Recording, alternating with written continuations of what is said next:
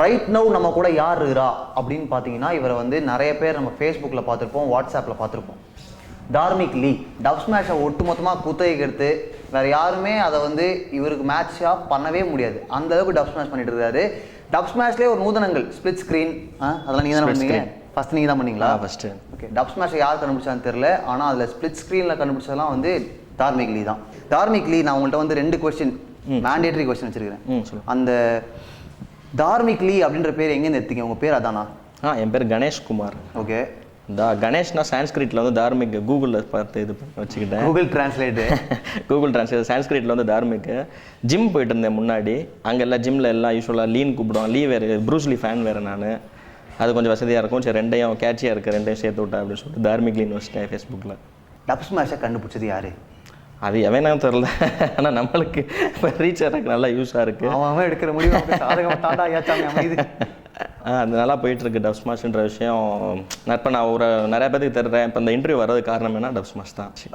டேரெக்டாக ஒரு கேள்வி கேட்கணும் அப்படின்னா, டப் ஸ்மாஷ் தானடா பண்ணுறான் அப்படின்னு உங்கள்கிட்ட எவ்வளோ பேர் சொல்லியிருக்காங்க? நெகட்டிவ் கமெண்ட்ஸ் எக்கச்சக்கமாக வந்திருக்கு. பொலிட்டிக்கல் தான் நான் கொஞ்சம் இது பண்ணுவேன், அதுக்கு நிறையாவே நெகட்டிவ் கமெண்ட்ஸ் வரும். மெசேஜ்லையும் இது பண்ணுவாங்க. அதெல்லாம் ரொம்ப பாதர் பண்ண மாட்டேன், இக்னோர் பண்ணிட்டு இது பண்ணி பிளாக் பண்ணிட்டு போயிருவீங்களா? பிளாக் பண்ணிட்டு. அந்த மாதிரி வந்து நெகட்டிவ் ரெஸ்பான்ஸ் வரும்போது இல்லை இதில் போய் டைம் வேஸ்ட் பண்ணுறியே அப்படின்னு நினைக்கா தோணுதுக்கா?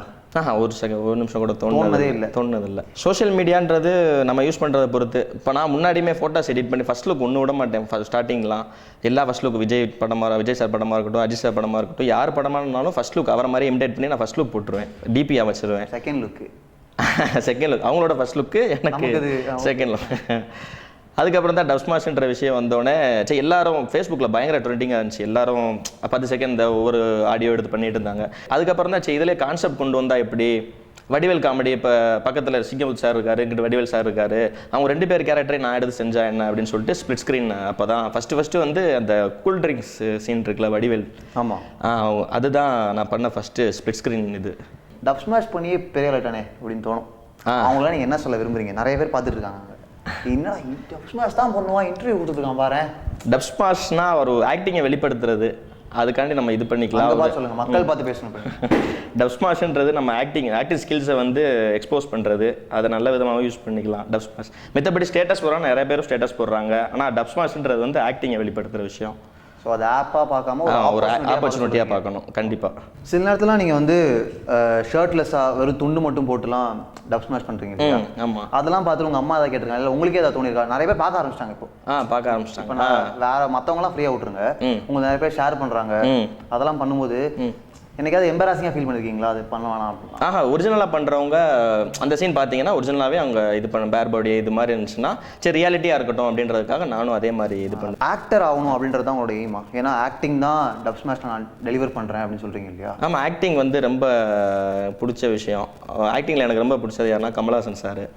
அவர் இது பார்த்தே அப்படியே கொஞ்சம் வெரைட்டியாக இது பண்ணணும். ஏன்னா பார்த்தீங்கன்னா அவர் ரொம்ப லெஜண்ட், அவர் எக்கச்சக்க வெரைட்டி கொடுத்துருப்பாரு.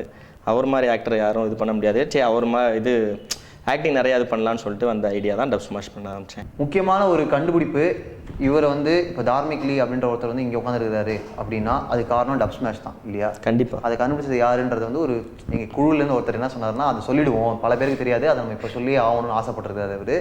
அதை நம்ம வந்து பார்த்தே படிச்சிடறோம். இங்கிலீஷ் பேராக இருக்குது. ஜோனஸ் ட்ரூபெல், ரோலன் கிரெங்கே, ருச்சிர் பட்டேல். இந்தியன் மாதிரி இருக்காரு. அதில் நீங்கள் என்னென்னா வெள்ளைக்காரன் தான் கண்டுபிடிச்சா கரெக்டாக சொல்லிட்டீங்க. பெரிய கும்பிடும் உங்களுக்குலாம். சோஷியல் மீடியாவில் ஃபேமஸாக இருக்க 2-3 பேர் கூட சேர்ந்துலாம் நீங்கள் டப் ஸ்மாஷ் பண்ண ஆரம்பிச்சிருக்கீங்க. ஆமாம். ஸோ அதுக்கான காரணம் என்ன? இந்த கொஞ்சம் இதுவாக இருக்கனால நான் அவர்கிட்ட முன்னாடியே பேசியிருக்கேன். நான் அவர்கிட்ட அவர் டப் ஸ்மாஷ் பண்ணுவார், கமலஹாசன் டப் ஸ்மாஷ் அப்படி பண்ணுவார். அவர் தீபக் பரமேஸ்வரன் அவர் பேசினாரு, நானும் மெசேஜ் அனுப்பிச்சேன். கொஞ்சமாக இது வச்சு 2 பேர் சேர்ந்து டப் ஸ்மாஷ் பண்ணான்னு. நீயும் டப் ஸ்மாஷ் தான் பண்ணுறேன், நானும் டப் ஸ்மாஷ் தான் பண்ணுறேன், 2 பேர் சேர்ந்து பண்ணால் எப்படி இருக்கும் அப்படின்னு சொல்லி பண்ணி பார்த்தது தான் அந்த பிபிஏபி. அந்த டைமில் வந்து ட்ரெண்டிங்காக வேறு இருந்துச்சு. சரி பண்ணி பார்க்கலாமே, ஒரு சின்ன ஐடியா தான். திரும்ப கேட்க தோன்ற ஒரே விஷயம் தான், நம்ம வந்து சோஷியல் மீடியாவில் ஒரு பப்ளிசிட்டி தேடுறோமா? நிறைய விஷயங்களை வச்சு பப்ளிசிட்டி தேட வேணாம். நம்மளோட டேலண்ட்டை வந்து இத்தனை பேர் இருக்காங்க சோஷியல் மீடியாவில், நம்ம இந்த டேலண்ட்டை நான் இது பண்ணலாம், மீம்ஸே கூட போடலாம். அதுவே மேபி பின்னாடி ஒரு டைரக்ஷனுக்கு உதவும். இப்போ ஏதாவது இது இன்னோவேட்டிவாக ஏதாவது மீம்ஸ் போடுறாங்கன்னா பின்னாடி அது ஒரு ஸ்கில்ஸ், அது ஒரு இம்ப்ரூவ் பண்ணி பின்னாடி டைரக்ஷனுக்கே கூட உதவும். இது மாதிரி யூஸ் பண்ணிக்கலாமே தவிர பப்ளிசிட்டிக்காண்டி தேட வேணான்றது தான் என்னோட கருத்து. நீங்கள் போகிற டப் ஸ்மாஷ்லேயே இதை பண்ணியிருக்க வேணாம்னு நினைக்கிறத யோசிச்சிருக்கீங்களா? ஏதாவது ஒன்று இப்போ இந்த அப்லோட் பண்ணி டெலிட் பண்ணியிருக்கீங்களா?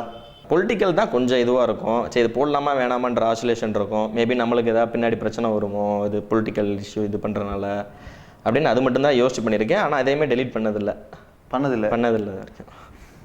கேள்விலாம் கேட்டிருப்பாங்களே. அதெல்லாம் நிறையா வரும். போய் ஒரே கிளிக்கு பிளாக் தான். நம்ம நல்லா இருக்கு 4 பேர் பிளாக் பண்ணாலும் தப்பு இல்லை. பூரா வரையும் பிளாக் பண்ணி. இந்த டிஜிட்டல் மீடியாவை வந்து எல்லாருமே ரொம்ப வைரலான விஷயம்னு வந்து சின்ன சின்ன விஷயம்லாம் வைரல் ஆகிடுது இல்லையா? கண்டிப்பாக. இப்போ ரீசெண்ட் டைம்ஸில் வந்து ரொம்பவே வைரல் ஆகுது. ஒரு விஷயம் போட்டால் எல்லாத்துக்குமே தெரிஞ்சது. இப்போ மொக்க விஷயம்லாம் கூட ஃபேமஸ் ஆகிடுது. அதை பற்றி என்ன நினைக்கிறீங்க? இது போய் ஃபேமஸ் ஆகிடுச்சுன்னு நீங்கள் பார்த்து வருத்தப்பட்ட மேட்ரு என்ன? ரெண்டே பேர் தான் அது காரணம். கல்பனாக்கா ஒன்று, மன்னை சாதிக்குன்னு ஒரு அண்ணன் இருக்கார். 2 பேர் தான் காரணம்.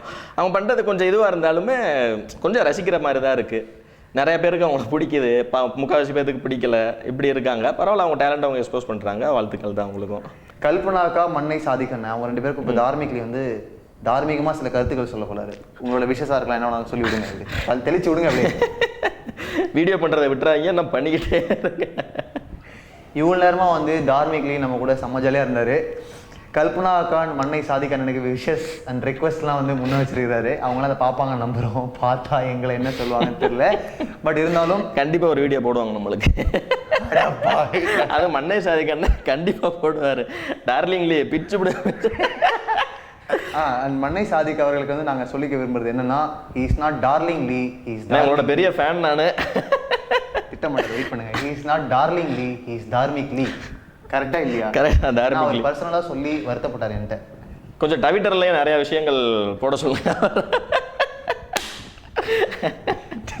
எதுல?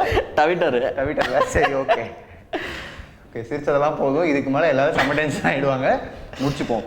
முடிக்கிறோம். சுபம் போட்டு முடிக்கிற மாதிரி டப் ஸ்மாஷ் பண்ணி முடிக்கிறோம். ஓகே. மன்னர் மன்னா, நான் தான். தங்களை காண புலவர் பாலபத்திர ஓனாண்டி வந்திருக்கிறார். பாலபத்திர ஓனாண்டி வந்து தொலைய சொல்லும். ஓனாண்டி கோணாண்டி பானபத்திர ஓனாண்டி மாதிரி இந்த வீடியோ பார்த்துட்டு நம்மளை எத்தனை பேர் சர்க்காஸ்டிக்கா செஞ்சு விட போறாங்கன்னு தெரியல. ஒரு மன்னிப்பை போட்டு விடுங்க தார்மிக்லி. மன்னை சாதிக் முதல் கல்பனாக்கா வரை மன்னிக்கவும். வீடியோவை பார்த்து உங்கள் மனது புண்பட்டிருந்தால்